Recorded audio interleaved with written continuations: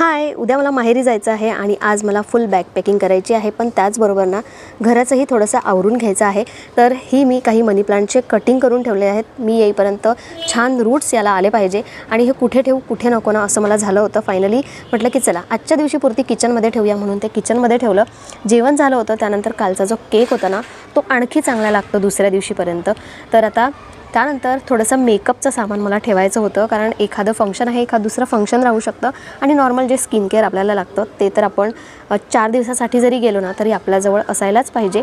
तर असं मी पहिले मेकअप पाऊच तयार केलं आणि त्यानंतर मी खूप सारे असे कपडे घेऊन जात नाही, कारण इकडून नेलेली बॅग ना तिकडून डबल होऊन येते, म्हणजे दुप्पट काहीतरी घेऊनच येतो आपण. त्यामुळे जेवढे कपडे कमी नेता येईल ना तेवढे कमी ठेवणार आहे. आणि मनी प्लांटमधले जे बोल होते ना तिथलं पाणी चेंज केलं आणि परत हे मनी प्लांट इथे कॉफी टेबलवर आणून ठेवलं. किती मस्त दिसतंय. त्यानंतर रियांशला विचारून काही वस्तू ठेवल्या आणि अशी झाली फायनल पॅकिंग. चला मग आपण उद्याच्या व्लॉगमध्ये भेटूया. बाय.